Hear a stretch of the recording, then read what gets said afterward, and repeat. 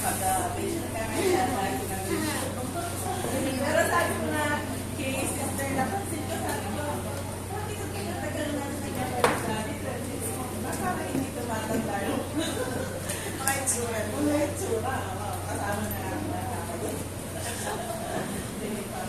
Magandang araw po sa bawat isa. Magandang araw po. Blessed afternoon po sa ating lahat. Una-una, nag-opening prayer lang po tayo kanina. Hinihinan po natin yung patnupay ng Panginoon. At ngayon po ay pupunta lang po tayo sa ating pag-aaral, no? Sa mga salita ni Diyos. Di po ba kung natatandaan nyo yung last topic natin? Siguro hindi na, no? Lalo na yung memory gap dyan.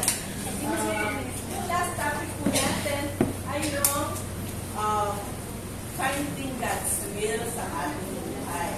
Kung natatandaan po natin,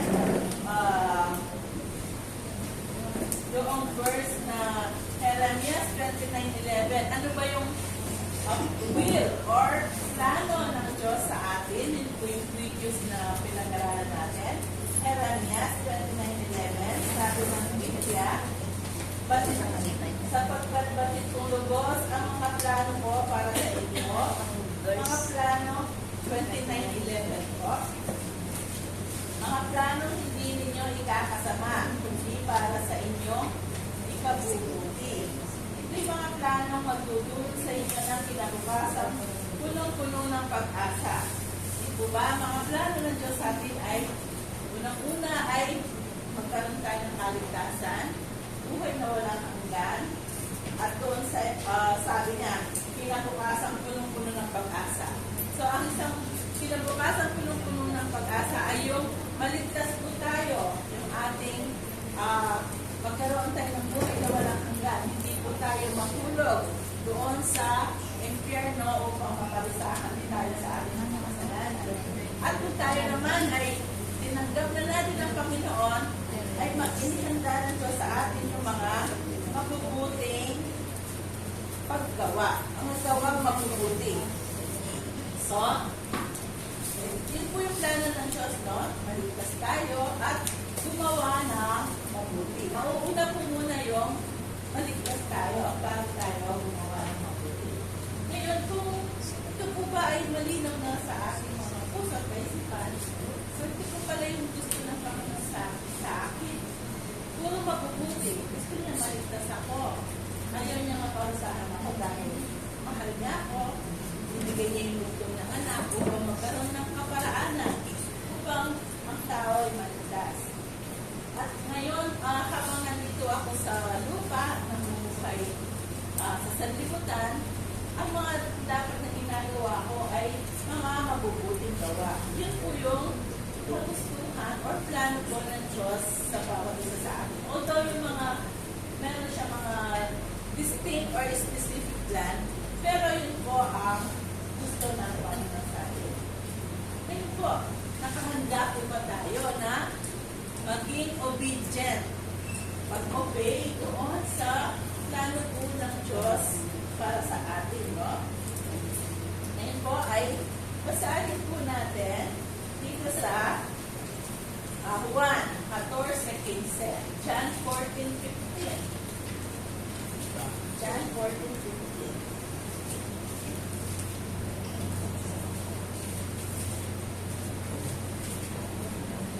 John 14:15. Kung may nakakita na po, pasuyo po na makibasa po. Sige, makibasa po. 14:15. 14:15 po. Apo. Kung iniibig ninyo ako, gusto pa rin ninyo ang aking mga tinuturo. Dadalangin ako sa Ama upang kayo bigyan niya ng isang kalapagtanggol na magiging kasama ninyo ng pakalimang. Hindi po. Yung sabi, no? 1:14-15. Kung iniibig ninyo ako, tutuparin ninyo ang aking mga utos. So, sabi niya sa English, if you love me, obey my commandments. No? So, kailangan pala kung tunay na mahal natin ang Panginoon, ang Diyos, ay tinutupad matupad natin ang kanyang mga utos, no? Ang kanyang mga commandments. Pero, alam nyo, simulat sa food, itong obedience na to ay ang pinaka-struggle. Obedience sa Panginoon, ang pinaka-struggle na bawat isa sa atin. Kasi lagi ang gusto natin, obey natin ang ating sarili. No? Pero mas madalas yung gusto natin ay hindi yung gusto ng Diyos para sa atin. So, ito ay isang struggle. Pero sabi dito, kung mahal ninyo ako, ay tutuparin ninyo ang aking mga utos. No? Ano po ba yung obedience sa Panginoon? No? Ang pagsunod sa Diyos, una, kung i-define natin, bibigyan natin kapuluban, kung ano yung pagsunod. Siyempre, una, sabi na, obeying His commandments, pagkalima sa kanyang mga utos, no? Yung mga nakalagay sa kanyang mga salita sa Bible. At pangalawa, hindi tayo dapat lilihis sa mga commandments niya. Hindi tayo pupunta doon, pupunta dito, kundi nandun tayo sa way na gusto niya sa atin. Isang landas na inihanda niya sa atin. At itong pagsunod na to dapat malugod o bukal sa ating kalooban. No? Malugod tayong tutok yan. Malugod natin sinusunod ang Panginoon. No? Hindi tayo napipilitan. Ano po yung mga, pero di pa, ang hirap talaga, no? Ang hirap, to be honest. Pag matigas ang ulo natin. Ngayon, ano po ba yung mga sangkap ng obedience? Mga sangkap kung paano tayo tunay na makasunod, maging obedient sa Diyos, no? Unang-una, ang pinakapundasyon kung paano tayo totoong sumunod sa Diyos ay ang pananampalataya. Faith. Kailangan meron tayong genuine na faith or pananampalataya. Pakisuyo po, basahin natin sa Hebreo 11, Hebrew 11:16.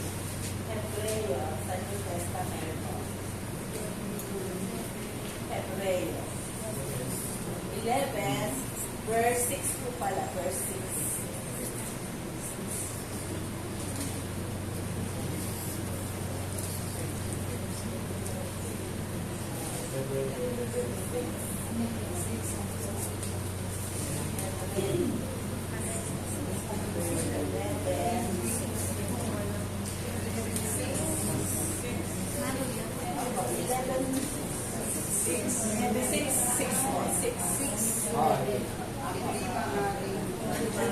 Kung hindi tayo sumasampalataya sa Diyos, hindi natin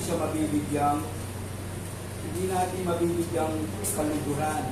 Sapagkat ang sino mang malapit sa Diyos ay dapat sumampalatayang may Diyos na nagbibigay ng gantimpala sa mga nananalig sa Kanya. Tama po yun, no? Salamat po. Sabi dito, hindi maaaring kalugdan ng Diyos ang walang pananampalataya.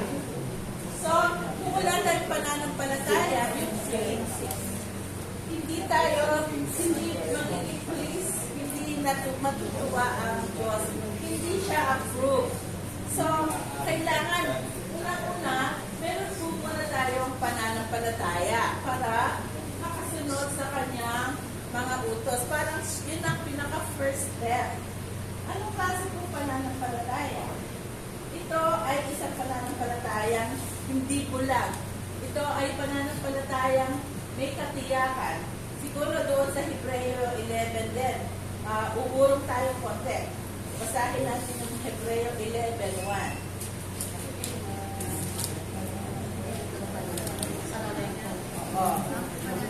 Ano po ba ang pananampalataya na ito? Ang pananampalataya ay katiyakan na mangyayari sa ating mga inaasahan at paninindigan tungkol sa mga bagay na hindi nakikita. Ito po. Ang pananampalataya pananampalataya po pala, ang true or genuine faith ay hindi siya yung baka sakali. Ang pananampalataya ito ay may katiyakan ka na ang binibigay sa iyo ng Diyos na pag-asa na si Kristo ay namatay dahil sa iyong mga kasalanan at this oras na tatanggapin mo ang Panginoong Jesus bilang Diyos at sarili mong tagapagligtas ay maliligtas ka. Ito ay tiyak. Kailangan lang talagang totoo mong paniwalaan sa iyong buong katauhan, sa iyong puso, sa iyong isipan. Ang Panginoong Jesus, siya ang Diyos at aking tagapagligtas. Kailangan pa ng palataya ng totoo yun sa iyong buhay. Ito ang genuine faith. At hindi ito false. Hindi ito walang pag-asa.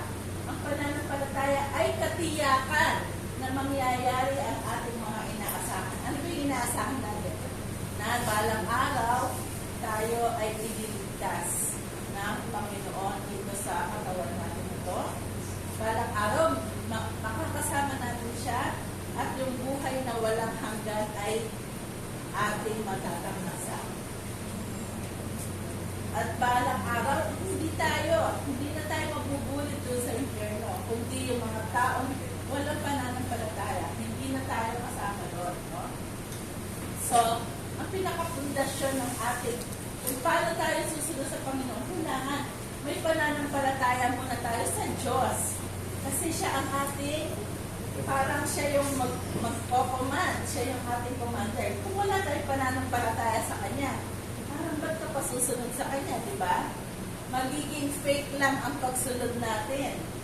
Hindi totoo ang pagsunod natin, pag-obey natin kung shaky. Ito ba kung naniniwala sa Diyos?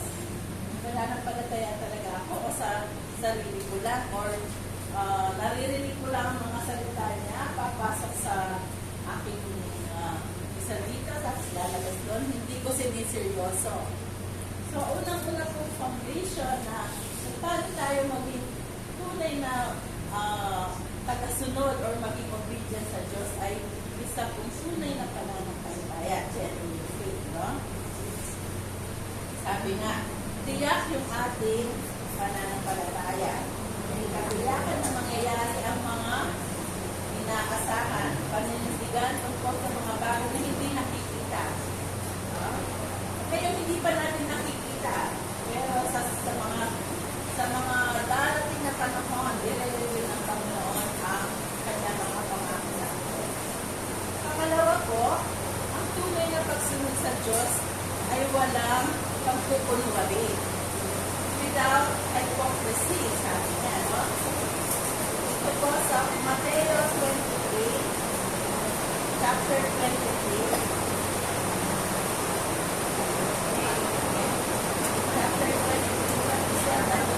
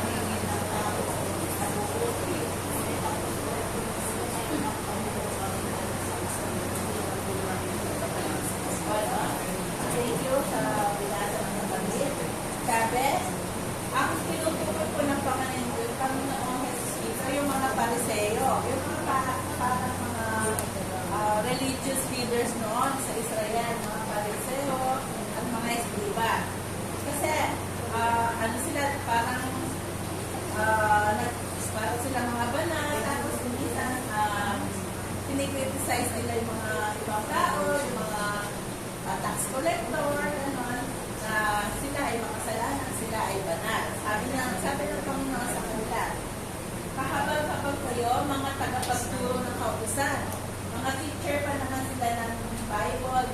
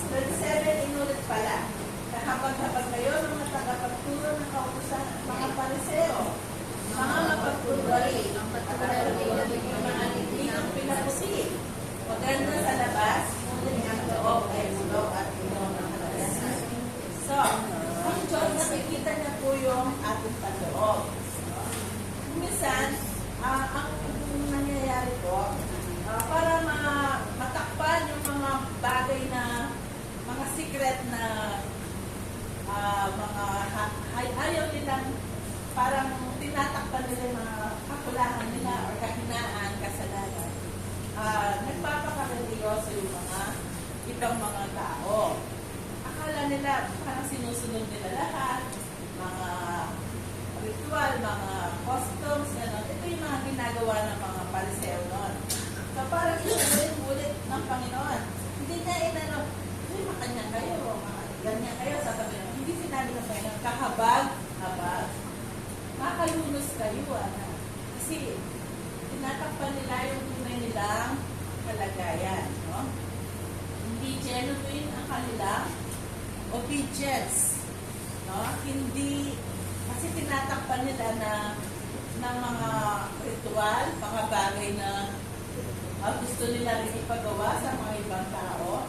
Kunyari ba lang sila? Kunyari wala silang kasalanan. Kunyari sumusunod sila sa kagustuhan ng Diyos. Pero sa loob nila, wala silang tunay na pananampalataya.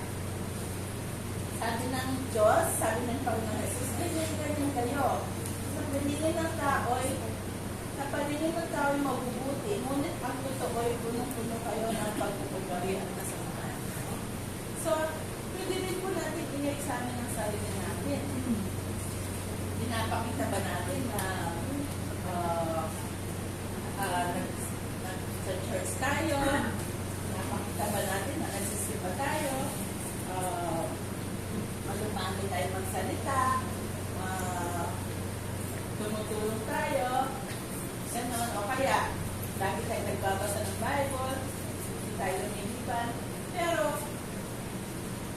although hindi ko naman sinasabi na masama ito, pero ang Panginoon, mas tinitingnan niya kung ano po yung tunay na kalagayan ng ating mga puso at kaisipan.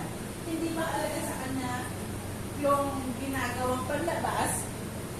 Although kung talagang totoo yun, ay nalulugod ang Panginoon, pero mas nalulugod siya kung yung sa loob ay namamatch niya yung sa labas. O kaya yung sa labas ay namamatch yung tunay na alayunin na ang puso na totoong itong sumunod sa Panginoon. Na wala siyang tinatago na kasalanan. Gano'n. Ang gusto ng Panginoon ay genuine. Genuinity. Gano'n ba yan? Pagka totoo, huwag natakpan yung mga kamalian. Iharapin yung mga bagay na bumabagabag or alam natin na hindi kagustuhan ng Diyos sa buhay natin. Alam natin yun sa ating mga sarili, di ba? Mga may edad na tayo. Nasaan na tayo? May senior na. Alam na natin yung mga bagay na yun. Hindi na natin may kakaila. May kakaila natin sa Diyos yung mga bagay na tinatago natin, ay sa tao, pero sa Diyos. No? Yung pinakaloob-looban natin ay alam ng Diyos. At ang Diyos mahal na tayo, kaya sabi niya kahabag-habag. So, ibig sabihin na naaawa siya. Ang gusto niya na ma-change yung mga tao nito na nagkukulwari na sumusunod sa Diyos, pero sa loob ay hindi. No? So, ayan, no? Unang-una po, pananampalataya ang kailangan sa pagsunod sa Diyos. At pangalawa, hindi nalulugod ng Diyos kung ang iyong pagsunod ay pagkitang tao lamang. At pangatlo, ang pagsunod sa Diyos, hindi siya tungkol sa do's and don'ts. Walang batas sa Panginoon na ito, do not do this, do not do this. Yun ay noong pa sa panahon ng matandang tipan. May mga batas noon, no? Batas ni Moses, alam niyo ba yun? 10 Commandments. Ano yung number 1? Yung do not use, yung basta yung sa 10 Commandments, huwag mong gamitin the name of God in vain. Honor your father and thy mother. Thou shalt not covet, thou shalt not steal, thou shalt not kill. Lahat yun, 10 utos yun. Noon, dapat sinusunod ng mga Israelita yun, tsaka ng mga Hudyo. Pero sabi ng, kung dumating ang Panginoon, hindi na yun ang basihan sa pagsunod po natin sa Panginoon. Nung dumating ang Panginoon, hindi na tayo kailangan sumunod sa dos and don'ts. Isa lang ang daan para tayo ay tunay na makasunod sa Panginoon at matanggap sa kanyang harapan. Halimbawa, ikaw, no? Sasabihin mo ba, nasusunod ba natin lahat yung Ten Commandments na yun? Sasabihin mo, ako, perfecto ako. Hindi, di ba? Ano yung sinasabi ng mananalita kahit sinusunod? Kung sinasabi mong sinusunod mo yung Ten Commandments. At buksan po natin dito sa Santiago 2. Santiago 2, chapter 2, verse 10.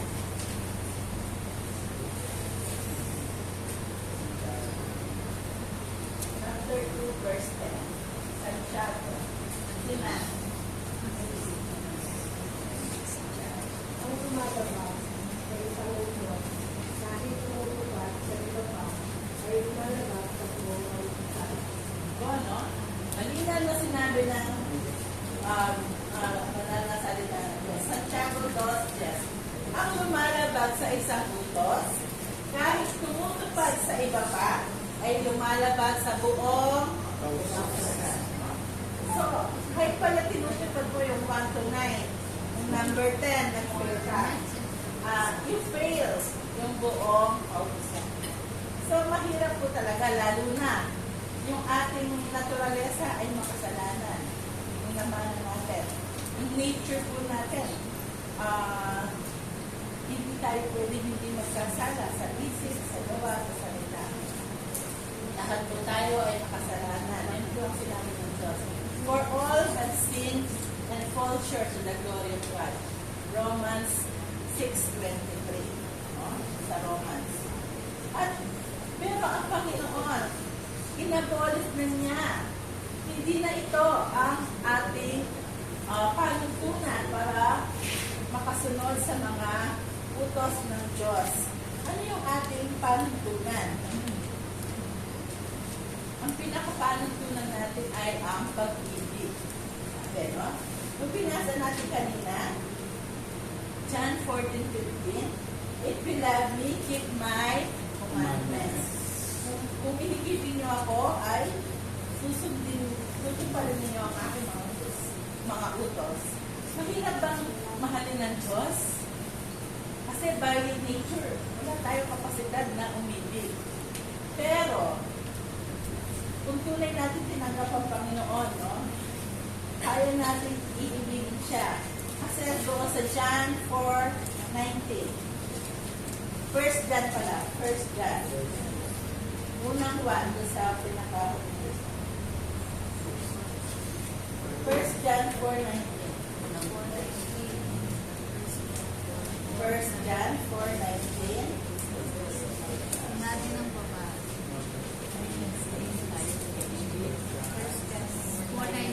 4:19. Sige po, pasuya. Pakipasa.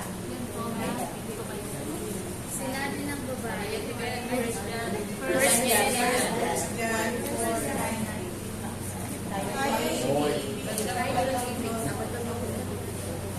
Tayo ay umiibig sa kanagat ng Diyos ang unang umibig sa atin.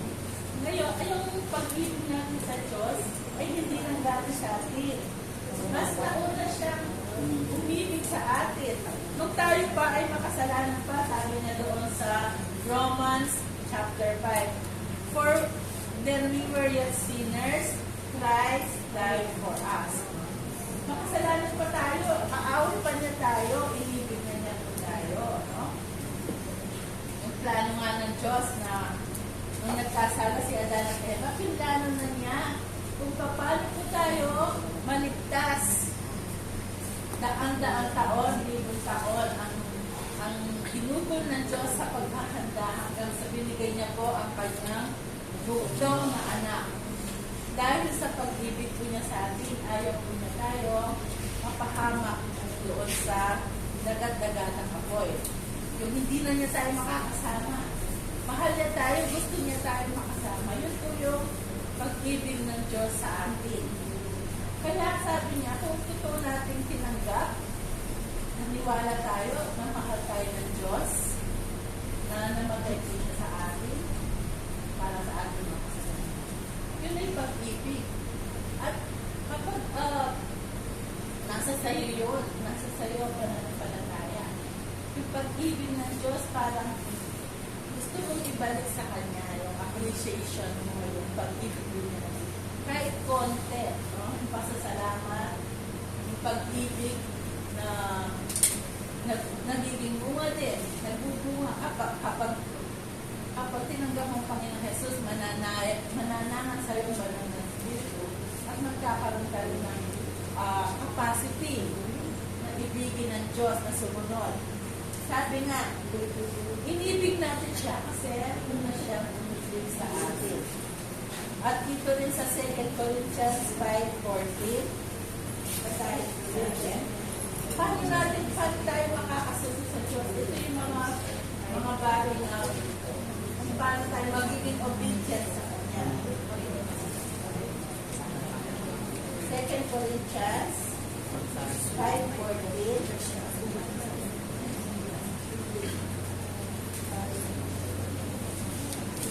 Ikalawang Korinto 5:14. Ay, sige, 5:14. Ang pag-ibig ni Kristo ang nagkahari sa amin, sapagkat natitiyak namin na isang namatay para sa lahat, kung kaya't ang lahat ay nagbibilang ng lahat. Yun. Ang pag-ibig ni Kristo ang naghahari sa amin. Para pinupuno niya yung puso ng isang taong tumanggap sa Kanya. Pinupuno na niyang appreciation ng gratefulness na parang yun ang magtutulak sa atin para sundin ang kanyang mga utos, kanyang mga plano sa buhay natin, mga kagustuhan niya sa araw-araw. Hindi tayo magiging perfecto, no? Sa pagsunod sa Kanya. Pero nakalaan lagi ang Kanya pagpapatawad kung tayo man ay nalilihis ng landas. Pero ang puso natin, meron siyang, dahil tayo ay nakikristo na, meron siyang desire na laging sumunod. Inuudyukan po tayo ng banal na Espiritu. Ito, huwag mong gagawin yan, malulungkot ang Panginoon sa'yo. Tapos, ito gawin mo, masisiyahan ang Panginoon sa'yo. Lagi ka mag-pray, basa ng Bible, magkatag ka ng mga fellowship. Kasi nandun ang Panginoon. Yun yung pag-ibig mo sa Panginoon po, no? Yun ang lagi namumutawi sa iyong mga puso, sa isip mo. Pag naaalala mo yung mga ginawa ng Panginoon para sa iyo. At kapag sinusunod mo ang Panginoon sa buhay mo, ano po yung mga naging resulta sa pagsunod po natin sa Panginoon?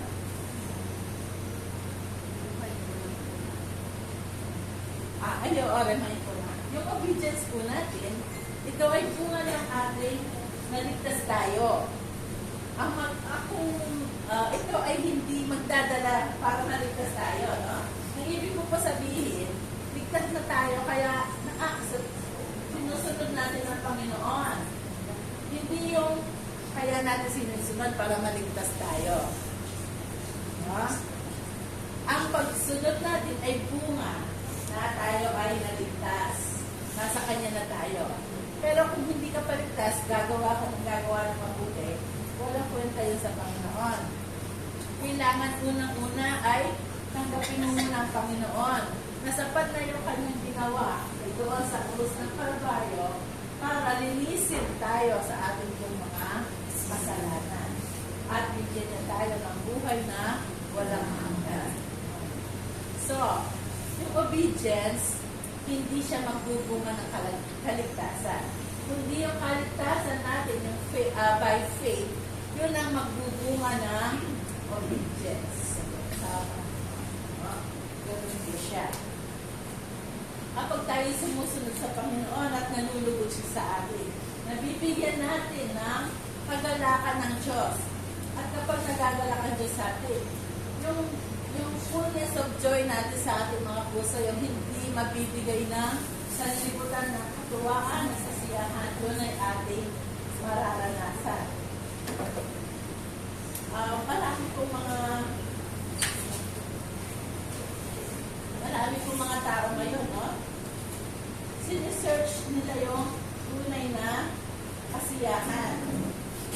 Pero, hindi nila mahanap kung saan-saan. Ito ay doon lamang po kapag naliligayahan po ang Diyos sa atin, sinusunod natin siya, at yung ating kaisipan at ginagawa sa araw-araw ay para sa Kanya, para sa Kanyang pamilya. Doon, magiging satisfied tayo, masaya tayong namumuhay, yung pananampalataya natin ay bagamat minsan ay mahirap ang pamumuhay dito sa sanlibutan na to. Meron tayong kapayapaan, meron tayong kasiyahan habang sinusunod natin ang mga utos ng Diyos, mga kagustuhan niya sa atin at mga plano niya sa atin. Kasi ang Diyos, sabi nga, ang gusto niya sa atin ay hindi para sa ating kasasama. Hindi tayo ay bigyan niya ng mga pag-asa sa atin, para sa ating kinabukasan. Sabi niya doon sa Jeremiah 29:11, yung pinakauna po natin, verse 1. So, para sa inyo na kinabukasan po ng pag-asa. So, yun po, no? Kung tayo po ay hindi tayo sure sa ating sarili na sinusunod ba natin ang Panginoon, examine po natin, bakit hindi ko sinusunod? Kung nga ba ay may tunay ng pananampalataya sa Kanya, o kaya naman baka may pananampalataya na ako, kaya lang meron kasalanan na nagkakadla na gusto kong takpan sa pamamagitan ng mga bagay na ginagawa ko. O kaya naman, hindi mo pa akala mo yung batas, do's and don'ts ang pagsunod sa Panginoon. Ito ay biyaya, dahil sa at kung nahihirapan kung sumunod, pero sinunod na pa. Alalahanin mo ang kanyang pag-ibig, yung ginawa niyang sakripisyo sa atin. Sabi niya, we love because He first loved us. So hanggang dito po yung aking ma-share sa inyo, mga kapatid, sa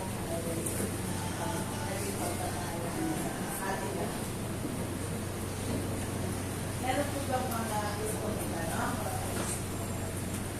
Karagdagan.